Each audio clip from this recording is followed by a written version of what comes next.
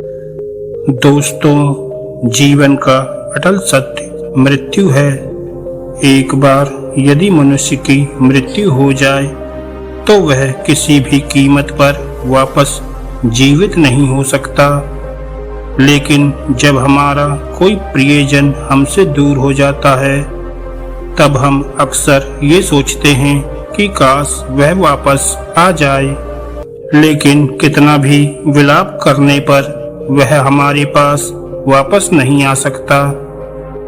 आज की गौतम बुद्ध की ये कहानी हमें बताती है कि कैसे गौतम बुद्ध ने एक महिला को जीवन के अटल सत्य का ज्ञान कराया।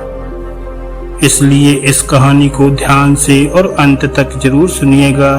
तो चलिए कहानी को शुरू करते हैं। एक समय की बात है, एक महिला गौतम बुद्ध के पास पहुंची और रोने लगी। बुद्ध ने पूछा, क्या हुआ, तुम क्यों रो रही हो? महिला बोली, मेरा पुत्र मर गया है। सुना है आप तो बहुत महान हो, कुछ भी कर सकते हो। आप मुझ पर एक उपकार करो, मेरे पुत्र को जीवित कर दो। ये कहकर वह महिला और जोर जोर से रोने लगी। गौतम बुद्ध बोले, ये तो संभव नहीं है। मरने के बाद किसी भी व्यक्ति को जीवित नहीं किया जा सकता। महिला बोली, मुझे नहीं पता, आपको कैसे भी करके मेरे पुत्र को जीवित करना ही पड़ेगा, नहीं तो मैं भी जीवित नहीं रह पाऊंगी। क्या आप एक माँ की तकलीफ को नहीं समझते? यदि आप बुद्ध होकर भी लोगों की समस्याओं का समाधान नहीं कर सकते तो फिर क्या फायदा आपके बुद्ध होने का? तब गौतम बुद्ध बोले, मैं जानता हूँ एक माँ के हृदय को कितनी तकलीफ होती है जब उसके पुत्र की मृत्यु हो जाती है। लेकिन ये तो प्रकृति का नियम है, जो आता है उसे जाना ही पड़ता है, किसी को जल्दी तो किसी को देरी से। महिला बोली, नहीं बुद्ध, मैं आपकी किसी भी बात को नहीं समझ पाऊंगी, आप बस मेरे पुत्र को जीवित कर दीजिए।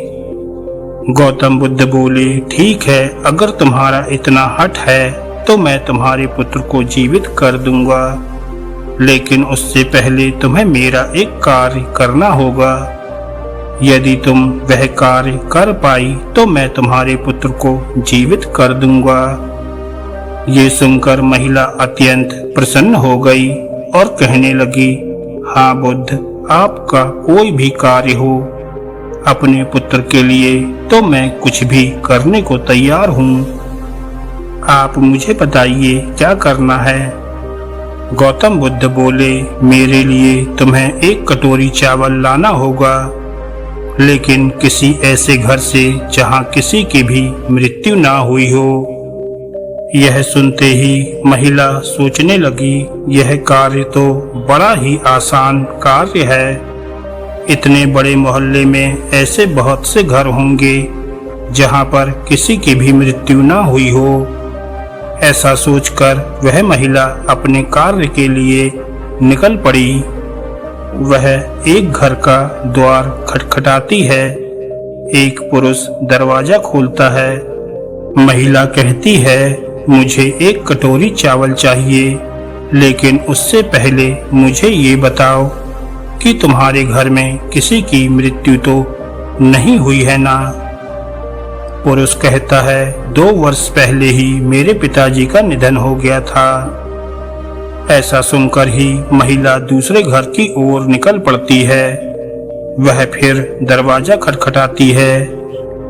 एक महिला दरवाजा खोलती है। वह फिर पूछती है, तुम्हारे घर में किसी की मृत्यु तो नहीं हुई है ना?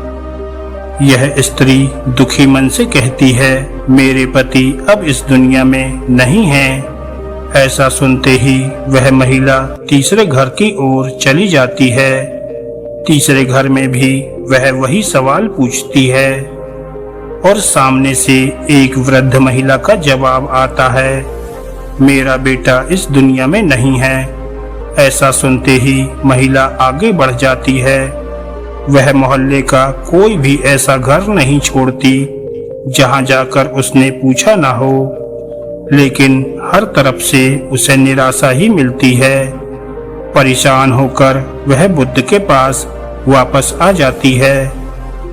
महिला बोली, हे बुद्ध, कोई भी घर नहीं छोड़ा मैंने, सभी घरों में जाकर पूछा, लेकिन हर घर में किसी न किसी की मृत्यु हो रखी है। किसी का पुत्र, किसी का पति तो किसी की माँ नहीं है। हर तरफ मुझे यही जवाब मिलता है। मुझे ऐसा कोई घर नहीं मिला जहाँ पर किसी की मृत्यु ना हुई हो। गौतम बुद्ध बोले, मैं तुम्हें यही समझाना चाहता था कि संसार में ऐसा कोई भी प्राणी नहीं है जिसका कोई शुभ चिंतक उससे दूर ना हुआ हो।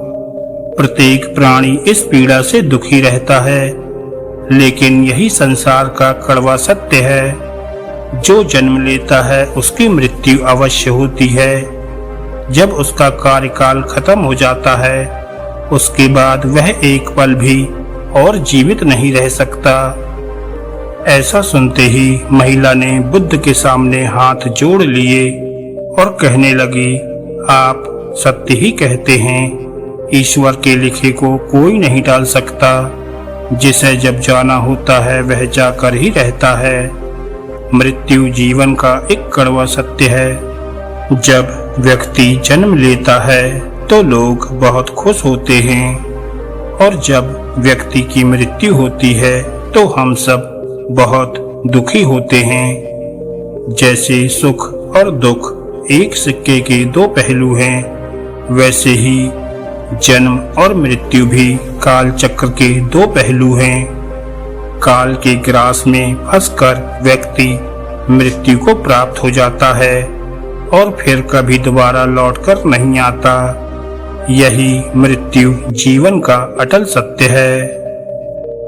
दोस्तों, अगर आपको ये कहानी अच्छी लगी हो तो वीडियो को लाइक करें और ऐसी ही ज्ञानवर्धक और मोटिवेशनल कहानियाँ सुनने के लिए हमारे चैनल को सब्सक्राइब करना ना भूलें। धन्यवाद दोस्तों।